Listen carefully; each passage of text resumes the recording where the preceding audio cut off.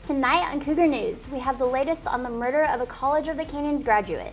Also, we take to the streets with the local deputy sheriff. And we see what a former Cougar News reporter is up to. Cougar News starts now.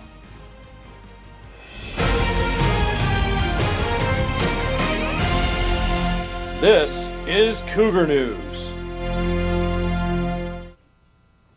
Hello everyone and welcome to Cougar News. I'm Sam Josen. And I'm Tanner Nava. We begin tonight with a death that has rocked the College of the Canyons community. COC graduate Brian Rodriguez was murdered over the weekend, and tonight our reporter Mauricio LaPlante sheds light on the investigation into his death. Homicide detectives arrested a 21-year-old man for murder after a body was discovered in a Valencia neighborhood. Coroner's officials identified the victim as Brian Rodriguez, who was reported missing from the same area his body was discovered in.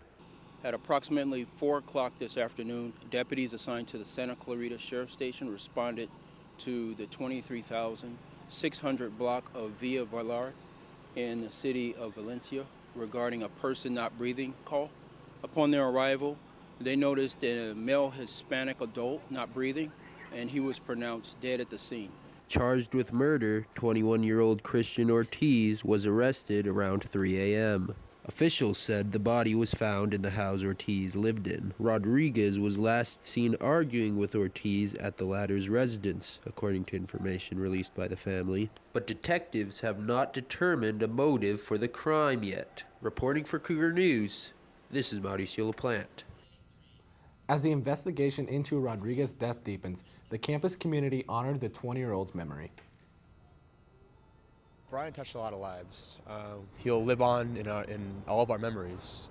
He was amazing, and some of the people that even knew him since he was a kid, they found out stories that they had never heard.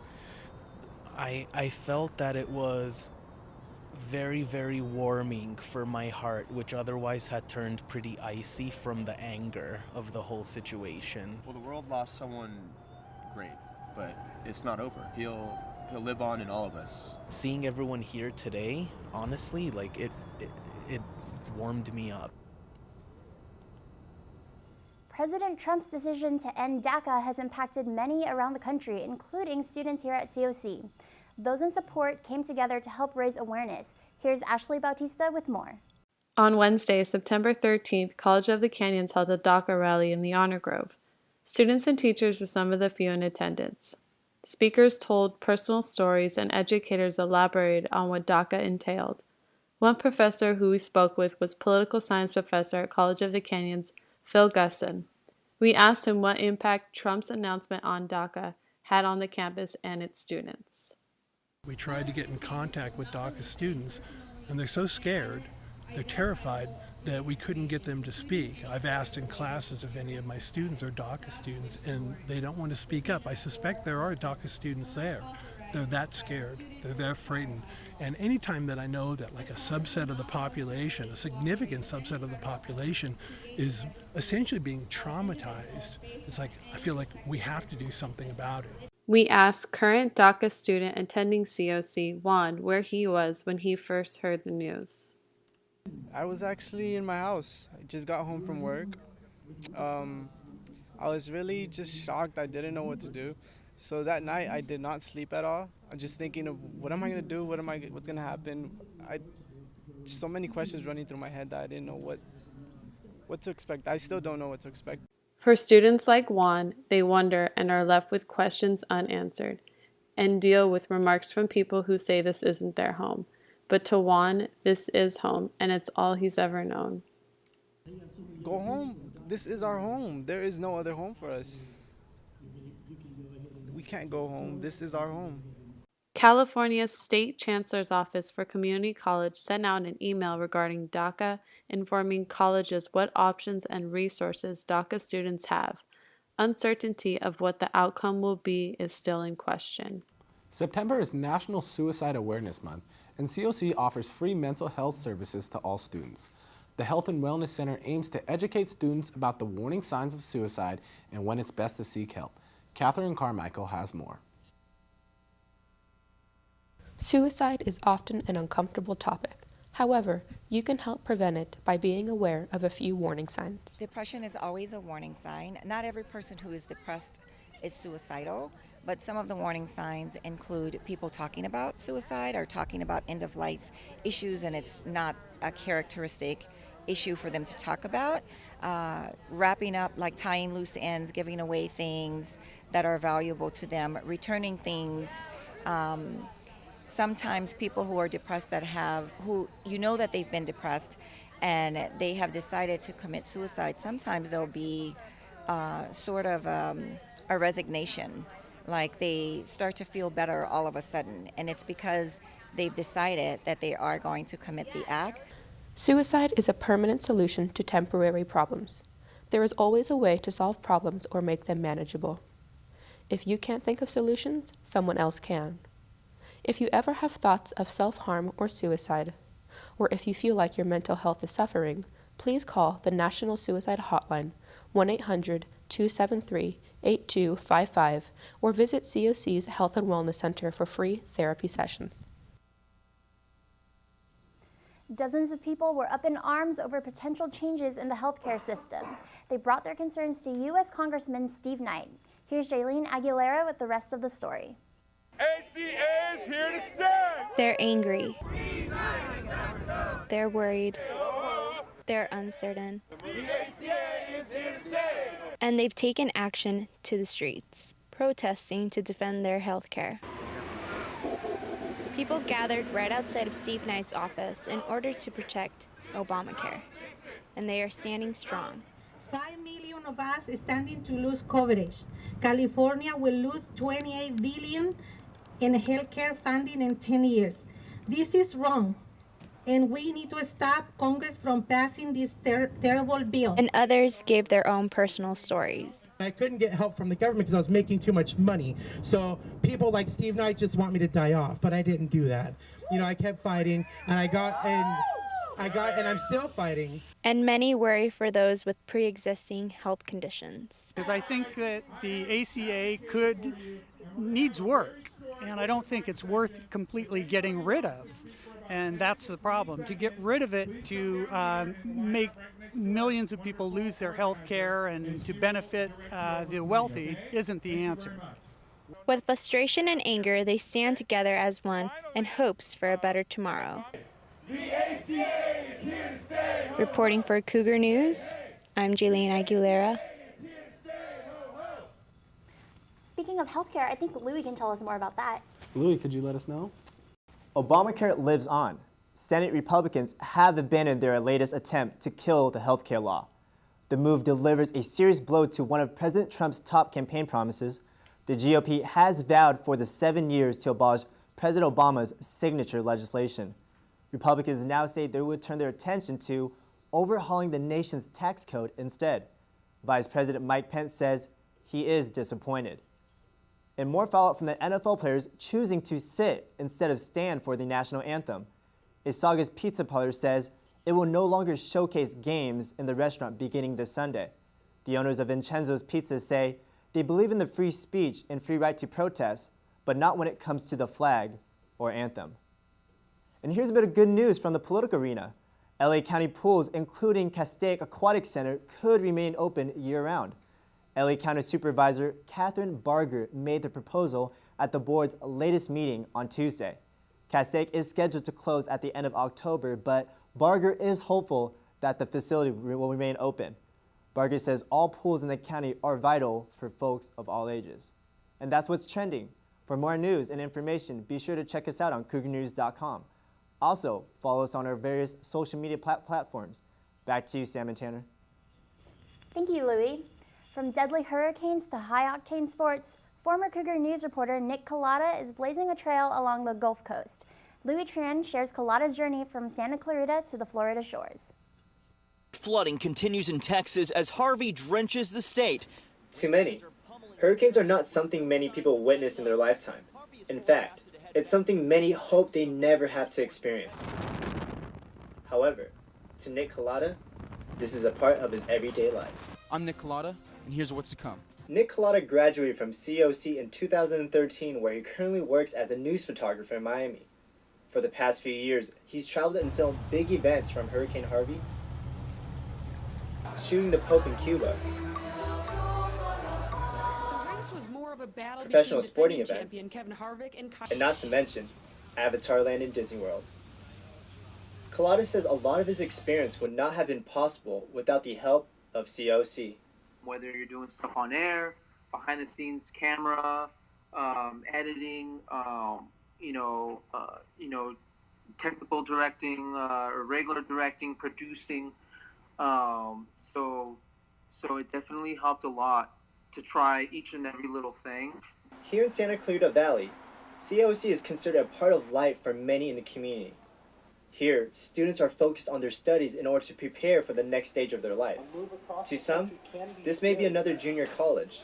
However, for Collada, it was key for him to discovering a path to success. He's definitely been a big impact. Dave Brill has definitely he's definitely had a huge impact on my life, on my career. Nick continues to give back to the COC community when he can.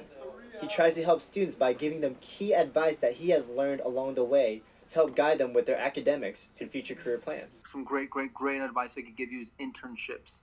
It doesn't matter how many of them you could do. The more, the merrier. Because the internships is where you're going to learn a lot too. Nick one day hopes to come back to LA. However, for now, he plans to continue to learn, grow, and develop his career in Miami and see where life takes him next. I'm Louis Tran. For more news, you can check us out at cougarnews.com. COC professors and students alike are coming together to help spread awareness of the representation issue in the LGBT community for Banned Books Week. To discuss this year's theme of marginalization, here's Jed Bookout with more. Banned Books Week is back at COC with a theme centered on marginalization for the 2017 fall semester. Over the course of a week beginning on September 25th, guest speakers, workshops, and book displays will be available in the Learning Center for students to learn more about banned books. Professor Aaron Delaney thinks understanding why these books are being challenged is important to student success.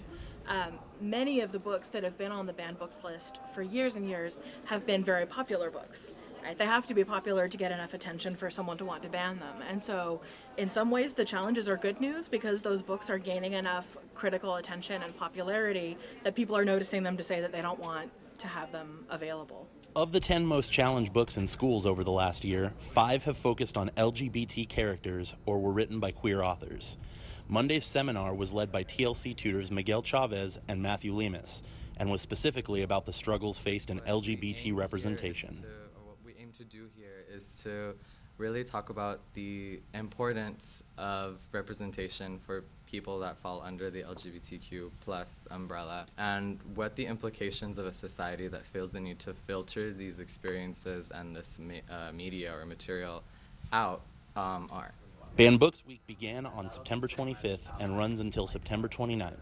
For more information on this event, find the story on cougarnews.com. As always, this is Jed Bookout. Coming up next on Cougar News, we see what resources are available in SCV for teen drug abuse.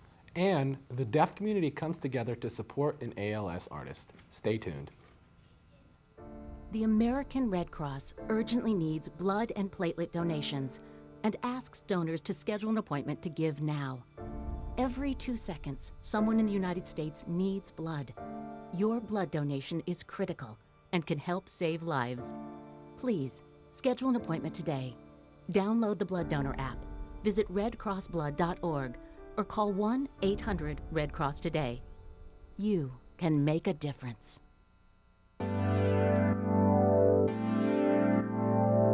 They've been very caring. They care about every single student that's in the class.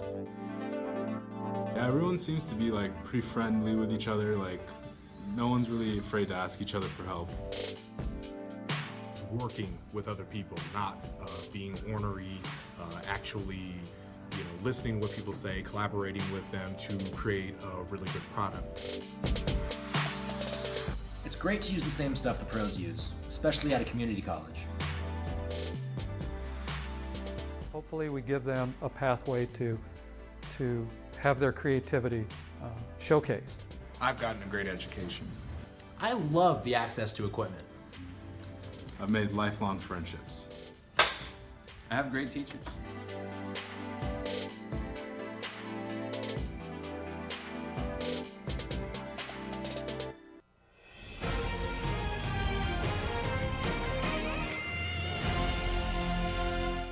You're watching Cougar News.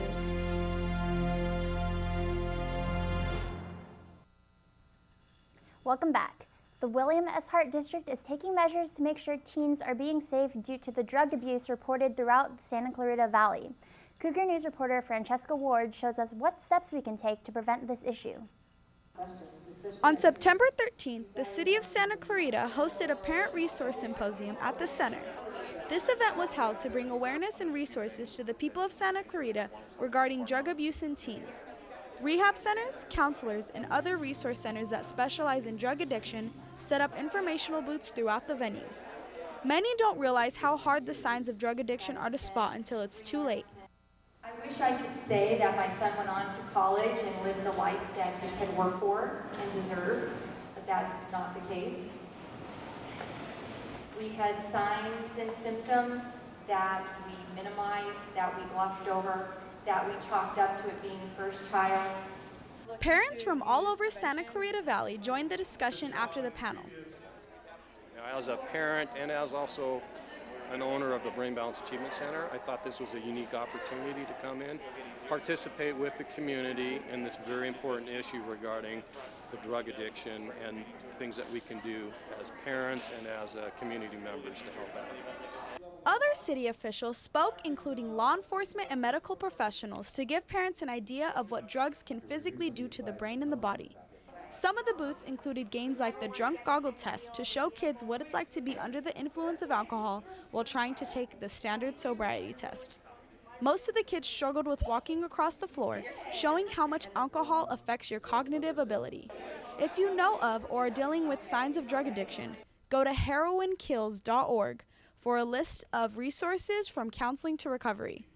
For Cougar News, I'm Francesca Ward. More than 200,000 residents call the Santa Clarita Valley home.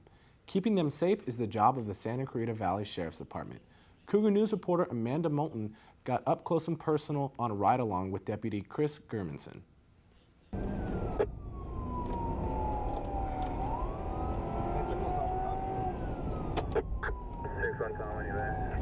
I always knew that I wanted to get into some type of job where I was helping people, whether it be law enforcement, fire, military, something along those lines. Tell me, they're gonna transport her to the hospital? Loving the always changing and fast-paced situations day to day, Germanson wouldn't change his career for anything.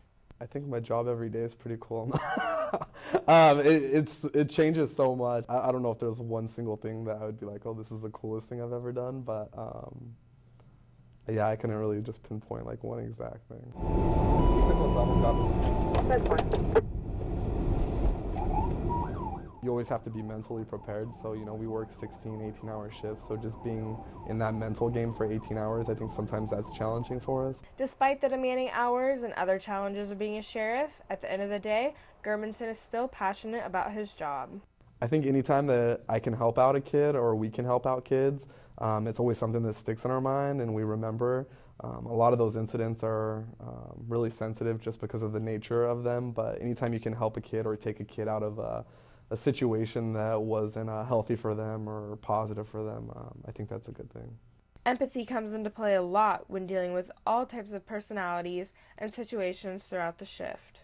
Everybody has bad days, so you know we come across those people who are sometimes unhappy, but like I said, at the end of the day, like everybody has bad days, and I think that's something we have to remember. So that's something I always think about when, you know, I encounter somebody. I don't know what happened or, you know, prior to us contacting them.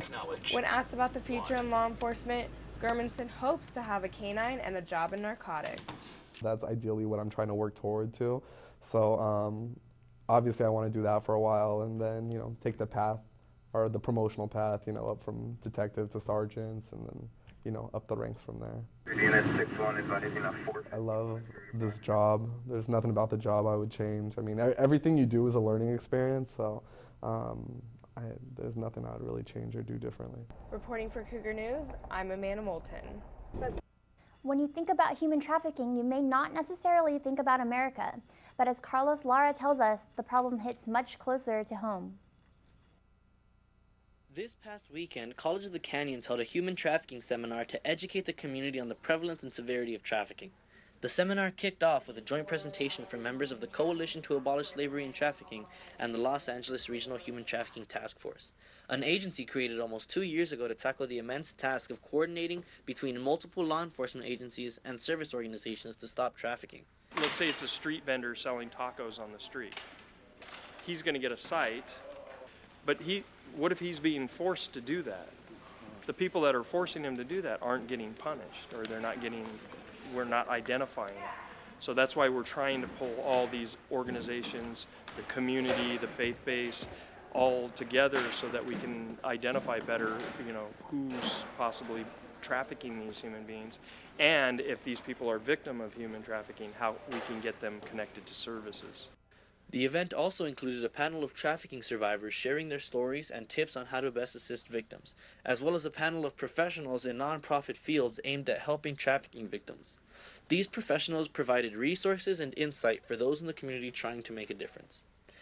I spoke to My Gen, My Fight, a COC club that helped organize this event and an official subsidy of Zoe International, about what comes next in their fight against human trafficking. In next year, for the first time ever, Zoe is going to be building a children's home here in LA County, in Acton. So we're going to be having a benefit concert next week, actually, September 30th from 5 to 9 p.m. at Bridgeport Park. That concert is going to help fund this new children's home. For Cougar News, I'm Carlos Lara. Before we go to entertainment, just into the Cougar newsroom, founder of Playboy magazine Hugh Hefner has died at 91. Now, over to Leah with entertainment. Sometimes living in silence has its barriers, but those barriers are being taken down by ASL artists. They're living their dreams and sharing their art with not only the deaf community, but also the hearing community. Michelle Lutz has more. Let's take a look. Saturday, September 23rd, Elevate ASL artists took over COC's Performing Arts Center, featuring 10 ASL artists, including MC CJ Jones, recently off the set of his newest movie, Baby Driver. This event, co-sponsored by Elevate and COC's ASL Club, brought the hearing and the deaf community together. So, it's bringing both worlds together. They're not separated, deaf on one side, hearing on the other. They don't understand the deaf, but we bring them together. It's accessible for all of us.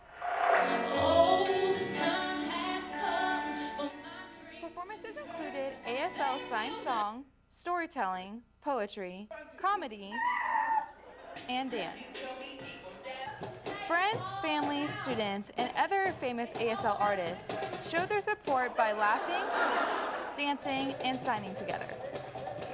I want to support, when the deaf actors are motivated, their dreams, and they need support. So I'm here to support them and to spread out the news, to give them opportunity and ensure that their dreams come true as well. The uplifting performances and sharing of the cultural experience caused the audience to get out of their seats and rock out to the beat. People of all ages, deaf and hearing, came together to support COC's ASL Club.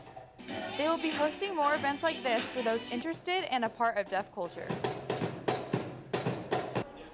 For Cougar News, I'm Michelle Lutz. It's a debate that goes back decades. Is Pluto a planet? Whatever your personal belief may be, Pluto is the whole world for children of the moon.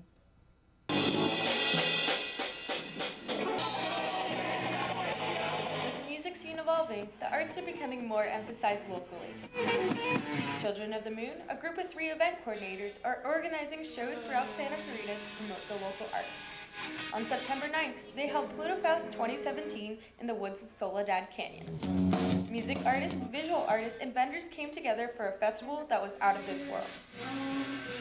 With suburbias like Santa Clarita, where we have absolutely no venues whatsoever, I think it's been a mass evolution as of recently, and I'm not trying to toot our horn, but like I feel like we're somewhat of a part of it because nobody else is really taking the initiative to push that out there. There's only so much venue-wise that we have going on out here, so everybody is really left to their own devices to get shows and live music and even art in general happening in the local valley. So it's other people that are really looking for the same opportunities that can come together and make something really cool happen. Events like Plutofest encourage artists throughout the valley to display their work and allows multifaceted individuals to get together. For Cougar News, I'm Leah Russo. This has been your entertainment news. Back to Sam and Tanner. Thanks, Leah. The Santa Clarita Arts Department held a reception for a new Native American arts exhibit at the Old Town Newhall Library. Georgia Rios has more on that. This past week at the Old Town Newhall Library, the Santa Clarita Arts Society put together the Native American Neshkanuket art exhibit. Featuring 16 local natives, the event allowed people from all over the valley to come see a variety of art pieces, ranging from pottery, paintings, photography, and live music. Santa Clarita Councilwoman Marcia McLean explained why our city thrives off exhibits like this. Our community is very culturally minded, and to have a space such as the Old Town Newhall Library in order to be able to have exhibits like this is very, very special to us on the City Council. And it's just something that we never want to lose. We never want to lose our art. We never want to lose the different communities. We never want to lose our cultural history.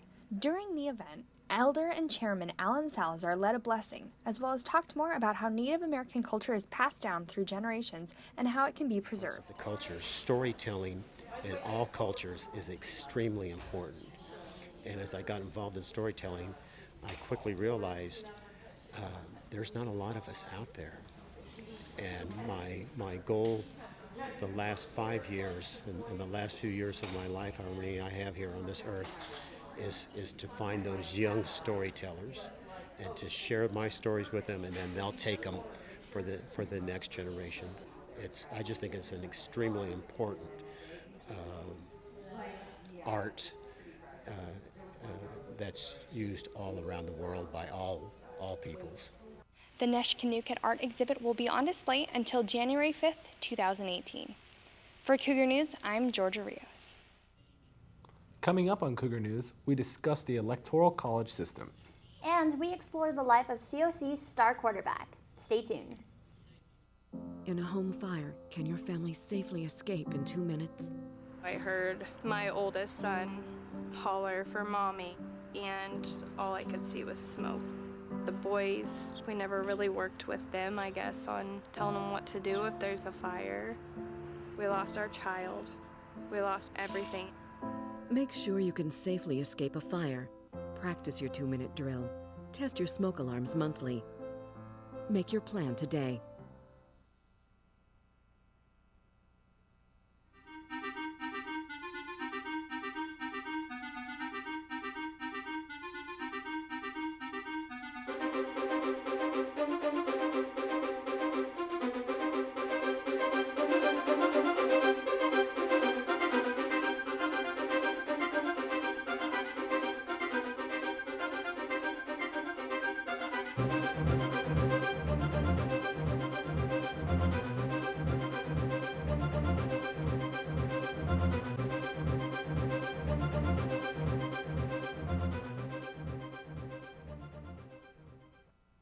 College of the Canyons creates possibilities.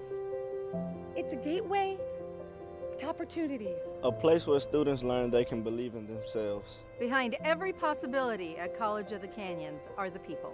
Together we focus on achieving success, one student at a time. That focus is a reflection of what we value. It defines who we are. We are. We are. We are College of the Canyons.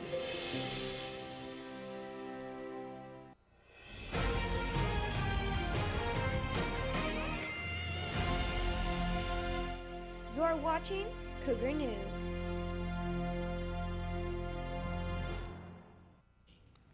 Welcome back. After Donald Trump's unexpected victory in the 2016 presidential election, many are questioning the effectiveness of the Electoral College. The National Popular Vote Interstate Compact hopes to steer things in the right direction. Sam Josen has more. Thank you. In light of our most recent presidential election, it seems that criticism towards the Electoral College has only grown. Well, currently I don't really support it because I don't think it represents the majority of the people. It seems a little bit outdated if I'm right. It's the original system of our voting. Now we have quite a bit of technology that would allow for individuals to vote. So in other words, we could have a proper population majority. Each state's electoral votes equals the number of House representatives plus the number of senators it has. Most states award all electoral votes to whichever candidate wins that state. But the winner-take-all nature of the Electoral College has some pushing for reform. The National Popular Vote Interstate Compact, or the Compact for short, seeks to abolish the Electoral College via state legislature. States in the compact would award their electoral votes to whoever wins the most votes nationwide, essentially turning the presidential election into a popular vote. I think it'd be a lot more fair. It does seem more fair, more reflective of the actual population. The compact would take effect as soon as enough states to equal 270 electoral votes, the amount needed to win the presidency, join in. 10 states, including California, plus the District of Columbia have already joined, totaling 165 electoral votes. Anytime you make a big change in our political system, there are always unintended consequences. And so it's important for people to think through what's going to happen if we make this change. For example, as I was mentioning earlier, the way that presidential candidates campaign would fundamentally change if we didn't have the Electoral College and the winner-take-all system. I'm not going to say whether that's good or bad, but at least people should think through what those changes are going to be, because what might look like an improvement might not necessarily be one. Finish the Ride hosted its event this past weekend in Santa Clarita to raise awareness of hit-and-run crimes. Cyclists from all over came out to participate in the ride to support the nonprofit organizations that sponsor the event. Sam Delgado has more on the story. Santa Clarita hosted Finish the Race this past weekend, where cyclists from all over came out to support the event. The event itself started 4 years ago after bicyclist Damien Cavett was dragged nearly a quarter mile under a car down the 5 freeway.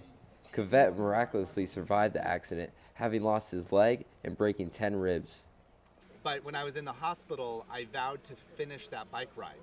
And when I found how bad the number of traffic collisions were and how many cyclists were hit and how many pedestrians were being hit, I decided that I wanted to turn this into something to help save the lives of others. So if I could use the fact that I lost my leg and almost lost my life to help save someone else's life, that was the purpose of this event. Finish the Ride supports the nonprofit organization Streets Are For Everyone, or SAFE for short.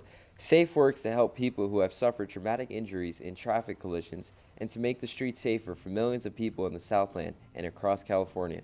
The event also supports the nonprofit organization Tactical 180.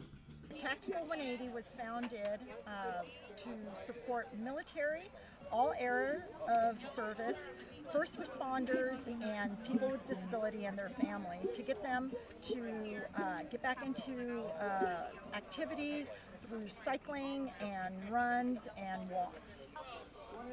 Participants in the event all received medals for completing the race. The post-event festivities included food, drinks, live music, and free prizes from sponsors at the event. Finish the Race will continue its event next year at Griffith Park, with number of participants expected to grow to over 1,000. With Cougar News, I'm Sam Delgado. So Sam, been able to see that COC Athletics has been doing pretty good this season. You've been able to catch any games? Unfortunately, I haven't, but hopefully Catherine can tell us more. Definitely. Thanks, guys. As COC football gets ready to kick off their conference play, there is one player who you might want to tune in for. Here is Tanner Nava to take us to the sidelines. With the Cougars football team off to a strong 3-1 start, it may surprise students and fans that the leader of the offense is an 18-year-old from Rutherford, New Jersey. Andrew Brito is a freshman and the starting quarterback for the Cougars, who just recently moved here from his hometown of Rutherford. Andrew grew up playing football in New Jersey, so a move to California was, well... It's different. The people are different back home. I don't know. It might just be New Jersey very unique, but it's definitely a different world. Although it may be confusing to some why a teenager would choose to play for a junior college across the country. However, it turns out that former Cougar football ties is a reason that Andrew picked to come play for College of the Canyons. Well, one of my coaches, Coach Brian Walker, from my high school, he went here in 2004 when they won the national championship. He recommended it. He said it's a great place. They have a lot of connections. Andrew doesn't plan on hanging up his cleats after COC, and although he is keeping his options open, there has always been one school he's always dreamed of playing for. Oregon.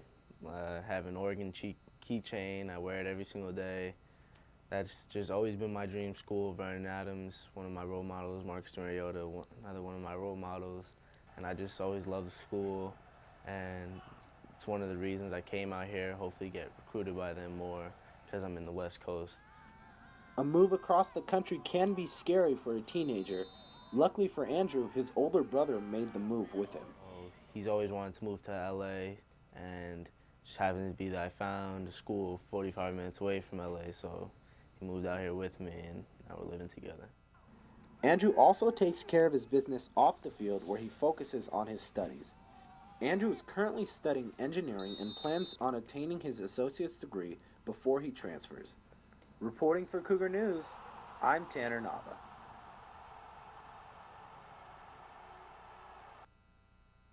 Deeper into the cross-country season, the competition is only getting stronger. And with COC boys cross-country desperately lacking team members this season, they are doing the best they can to make it into this year's state meet. Last week, COC hosted the Southern California preview race here at Central Park. But what's next for the boys? Deani Ellis tells all.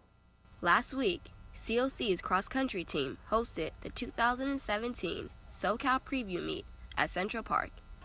This meet was one of the biggest ones COC has ever had. With a total of 35 teams that held over 320 men, Canyons men did their best to stay close to the top-ranked teams, such as Glendale, Mount Sac, and a few others from the north. Although it was a preview meet for SoCal, the north teams were entered into this one, giving Canyons a few new faces to run up against.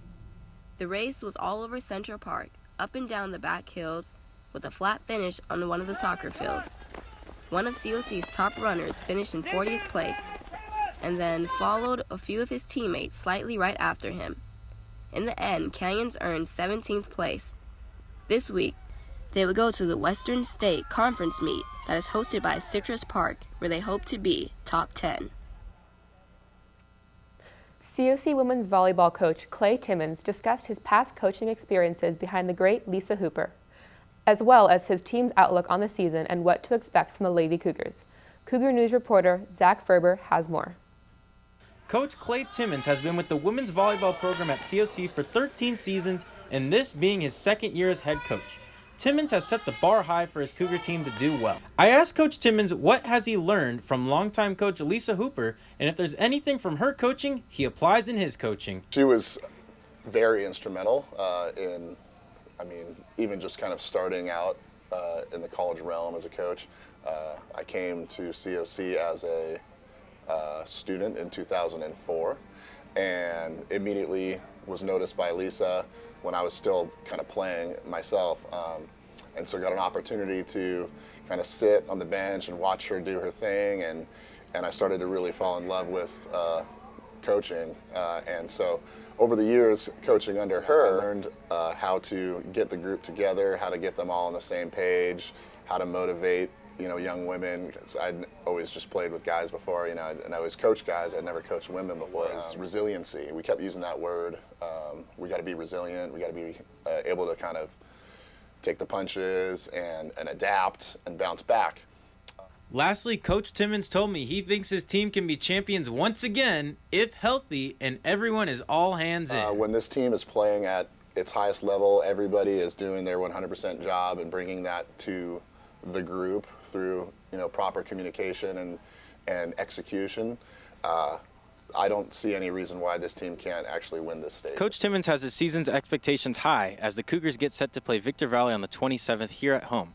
For all information regarding COC Athletics, be sure to check out the COC Athletics webpage. For Cougar News, I'm Zach Ferber. grocery carts, plastic bottles, porta potty doors, and more. You never know what you'll find while cleaning up our environment. Michelle Lutz takes us down to the river to see how volunteers are doing their part. As the weekend heated up, over 1,000 Santa Clarita residents helped clean up the river that runs through our backyard.